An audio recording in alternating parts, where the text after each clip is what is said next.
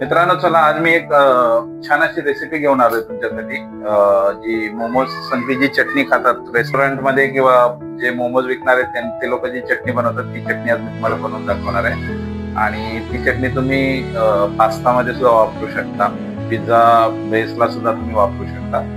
आणि ही चटणी कमीत कमी 2 आठवडे तरी राहते फ्रीज मध्ये आराम। त्यासाठी आपण लागणारं साहित्य पाहूया। ही बेडगी मिरची घेतलेली आपण, जी तिखट नसते, याच्यामुळे कलर येतो छानपैकी।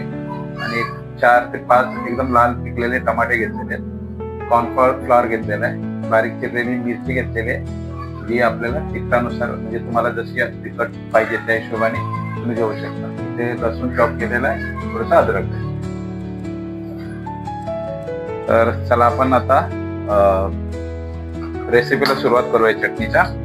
त्यासाठी आपण एक पातेलं घेतलेलं आहे, त्याच्यामध्ये सर्व टमाटे टाकून घेऊया।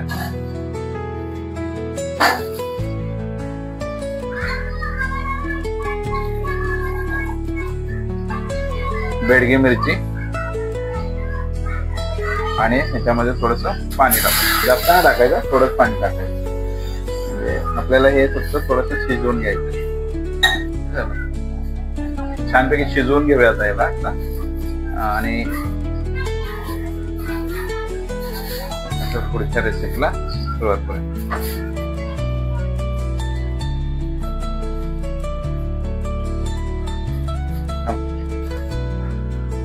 टमाटे शिजलेले आहेत, आता आपल्याला हे त्याच्यावरचं जे हे आहे साल आहे ती काढून घ्यायची टमाट्याच्या वरची। छानपैकी साल सगळी काढून घ्यायची।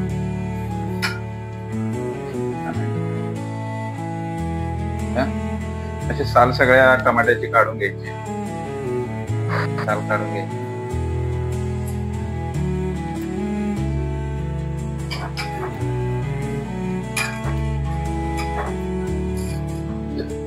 सगळ्या टमाट्याची आता आपण छानपैकी साल काढून घेतलेली,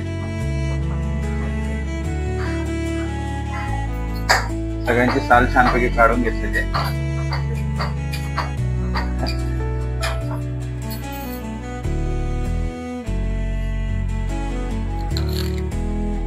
एक चमचा कॉर्नफ्लॉवर घ्यायचा याच्यामध्ये टाकण्यासाठी। कॉर्नफ्लॉवर टाकून घ्यायचं, छानपैकी आता शिजवून घेऊया कॉर्नफ्लॉवर।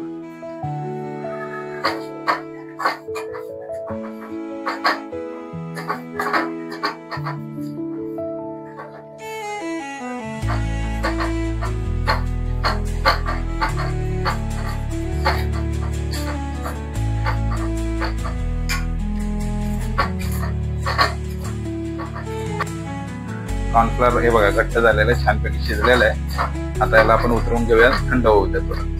थंड झाल्यानंतर आपण हे मिक्सरला लावून घेणार आहे।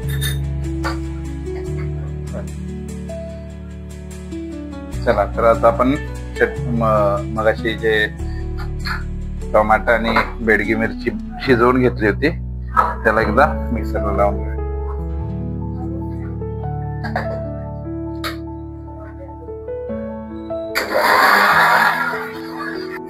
छानपैकी आपली चटणी अशा प्रकारे तयार झालेली आहे। ही चटणी तुम्ही पास्तासाठी वापरू शकता।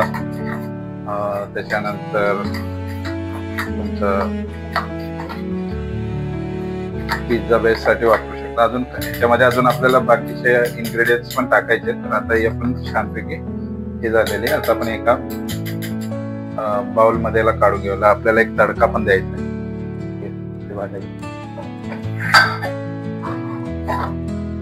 आता आपल्याला ह्या चटणीला एक तडका द्यायचा आहे, छोटासा अद्रक लसूण आणि मिरची ही तुम्हाला जशी तिखट हवी असेल त्या हिशोबाने। आणि थोडस याच्यामध्ये आपल्याला साखरही घालायची। तडका द्यायच्या अगोदर थोडी साखर टाकून घ्यायची आपल्याला, एक 1.5 चमचा आपल्याला साखर टाकायची।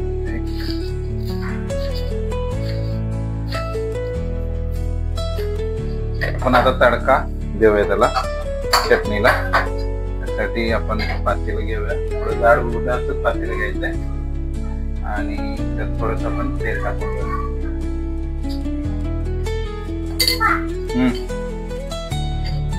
1.5 चमचा तेल टाकलेलं आहे.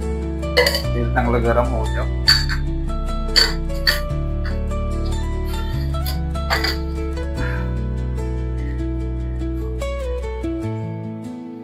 तेल चांगलं गरम झालेलं आहे. आपण त्याच्यामध्ये हे टाकूया जिरं, आपलं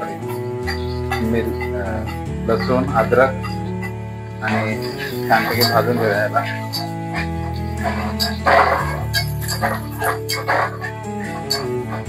त्याचबरोबर मिरची पण टाकूया. मिरची आपण तुमच्या आवडीनुसार तुम्ही टाकू शकता. मिरची आम्हाला तिखट आवडत म्हणून मिरची टाकलेली.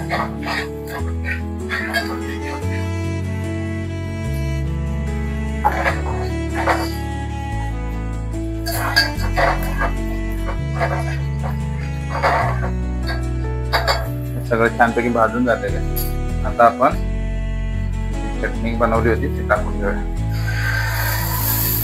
चटणीला छानपैकी तडका दिलेला आहे.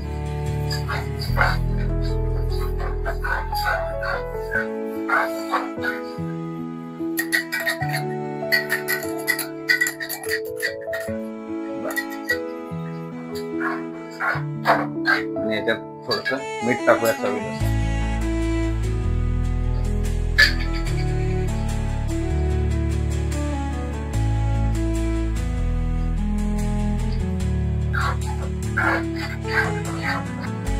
छानपैकी आपली चटणी तयार झालेली. ही चटणी तुम्ही पास्तासाठी सुद्धा वापरू शकता.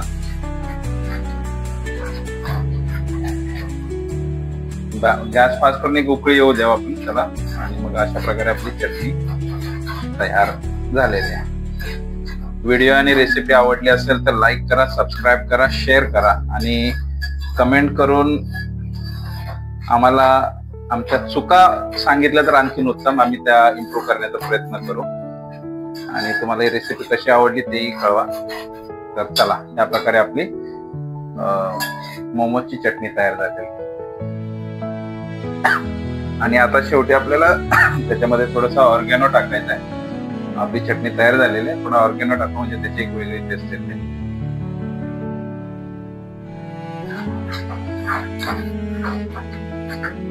आणि ऑर्गॅनो टाकताना तो गॅस बंद करूनच टाकायचे, म्हणजे पूर्ण चटणी तयार झाल्यानंतर टाकायची बरं का. चला तर मग या खायला. छानपैकी आपली तयार झालेली आहे मोमोजची चटणी. आणि जी आपण बाकी इन्ग्रेडियंट्स मध्ये पण वापरू शकतो, जसं की पास्ता झाला,